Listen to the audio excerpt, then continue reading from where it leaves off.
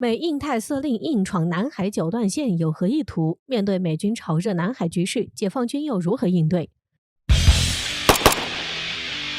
前几天，美国太平洋空军司令就有公开表示，解放军歼20威龙战斗机在东海和美国空军 F-35A 战斗机有过交锋。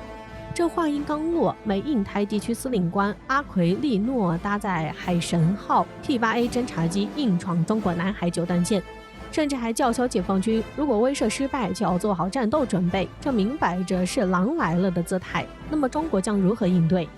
据美媒报道，美军印太司令约翰·阿奎利诺上将亲自出马，乘坐美国海军的 P-8A 海王海上反潜巡逻机硬闯南海九段线，并且进入了多个岛礁附近空域，不仅对中国南海地区进行了侦察，还指责称中方在南海至少将3个岛屿军事化，还叫嚣此次的出行任务就是2个，其一就是对华进行威慑，其二，如果对华威慑失败，将做好战斗和作战胜利的准备。不过，阿奎利诺会这么说的底气，或许是因为美军在世界上军事实力第一。尽管美国在南海没有1寸土地，但美国的印太战略就是，它要做印太地区的霸主，它要维护包括南海在内的国际海空域的自由航行。美国的霸道在于，他认为这是你的就是你的，他认为这不是你的就不是你的。美国信奉丛林法则，而且自认为是这个规则里的老大。要是谁撼动了他的地位，那他就要冲你吼几声。如今此次事件更是被外国媒体大张旗鼓的报道，其目的就是不断制造南海周边国家的紧张气氛，甚至还抹黑解放军在南海的各类行动造成了军事威胁。要知道，南海是中国领土，更是中国管辖的地区，而阿奎利诺搭载军机飞越南沙群岛的这一高调举动，对中国来说无疑是一个巨大的挑衅。阿奎利诺还直言，自身所领导的美国最大作战司令部覆盖36个国家和地区，拥有3.8万名军事和文职人员的印太司令部，在南海的任务就是通过在南海进行威慑，来维护所谓的地区和平。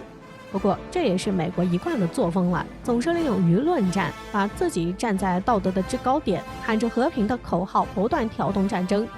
然而就在前一天，在中国国家主席应邀与拜登总统进行视频通话中，拜登还向中方做出承诺，称美国不寻求同中国打新冷战，不寻求改变中国体制，不寻求通过强化同盟关系反对中国，不支持台独，无意同中国发生冲突。这打脸是不是来得太快了呀？不过美国的话确实不可信，毕竟在乌克兰危机演变成俄乌冲突期间，美国也没少添油加醋，也是不断制造俄罗斯在周边国家的紧张氛围。还有一些西方国家也是隔岸观火，时不时的往火里添点柴，主要表现为不断给乌克兰提供军事援助，趁机扩大对俄罗斯的一系列制裁等。但普京是个真男人呐，有战是真打。这不，俄罗斯刚刚投放匕首导弹到乌克兰的一处大型地下弹药库基地，这个大杀器不仅对乌克兰来说造成了巨大损失，还能震慑一下以美国为首的北约国家。据官方报道，俄罗斯的这个匕首高超音速导弹可以从北极地区可以直达美国本土。事实上，对于此次阿奎利诺的秀肌肉，中国也早就做好了抵御侵略的准备。就正如《环球时报》特约评论员胡锡进对阿奎利诺所作所为做出评论所说的，千万不要对美国抱任何幻想，我们必须有在南海遭到美国军事威逼时与其摊牌的底线思维。据了解，此次不仅有 P-8A 海王海上反潜巡逻机闯入九段线的行动，而且还有9万吨级的基地舰的现身。我们知道，基地舰就是可以存储大型装备的后勤船舶。其次，美国这次动用的基地舰不仅拥有大型飞行甲板，还具备 F-35B 和 AV-88 2款战斗机的起降，因此这款基地舰堪比一艘巨型航空母舰。除此之外，美国近期在南海内以及周边海域都展开了一系列军事活动，比如说2月中旬时，美派遣了4架 B-52 战略轰炸机入驻关岛，其还超规格的派遣了220名轰炸机保障团队，包括机师、投弹手等各类机组人员，然后不断飞抵东海、南海这条飞行航线，与日本展开的战略轰炸机远程奔袭联合演练，3月14号到17号期间，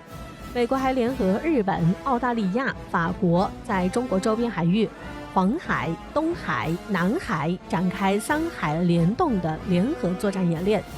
而美国的这一系列军事演练的意图应该是很明了了，虽然已经不仅仅是在制造周边区域紧张的局势，这已经将矛头对准的就是一场在中国南海及近岸地区发生的一场中烈度冲突。显然就是暗合美印太地区司令官阿奎利诺所说的那句话：如果威慑失败，他的任务就是做好战斗和胜利的准备。而且从近期美国方面的这一系列军事动作来看，其军事威慑和作战准备显然都是同步推进的。不过值得一提的是，美国这一系列的动作都被中国看在眼里。就在美军印太司令部司令阿奎利诺发起挑衅之前，解放军山东号航空母舰已经出动。根据卫星照片显示，解放军山东号航空母舰在3月17号就已经离开了在海南的军港，开始了一路向北的航行活动。据了解，山东号是解放军第2艘航空母舰，这是在辽宁号航空母舰的基础上改进而来的大型水面作战舰艇，可以搭载歼15战斗机和多款直升机，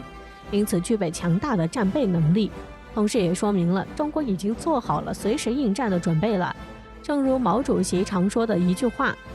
打得一拳开，免得百拳来，打出来的和平才稳固。要想保家卫国，得有保家卫国的实力。既然对手已下了战书，没办法，准备战斗吧。而除了海军舰队，解放军在南海还有3艘不成航母。此次美国媒体报道称，中国已经将南海的3座岛礁完全军事化。南海上的人工岛也常被中国人称之为永不沉没的航母，因为通过挖泥船的填充，一座小岛礁能迅速成长为几倍到几十倍大的岛屿，而岛屿面积增大后，便可以在上面修建机场等设施。像永暑岛上的机场跑道长达3公里，不仅可以起飞战斗机与侦察机，还能起飞轰炸机。这就意味着在战时，永暑岛便能成为前沿军事基地，而南海岛礁的军事部署对美军介入南海局势也是一种很大的威慑力。不难看出，现在的美国忍不住的在上蹿下跳了，也说明美国越来越心虚。如此针对中国，想必也是看到了中国的实力，害怕中国的崛起影响了他世界霸主的地位。美国对中国的压制会愈演愈烈，原因也很简单，中美实力此消彼长，其被中国超越只是时间问题。当惯了老大的美国一时间肯定无法接受这种结果，不排除会狗急跳墙。美国虽然还是唯一的超级大国，但是却已经没有了过去的如日中天，中国的崛起是挡不住的。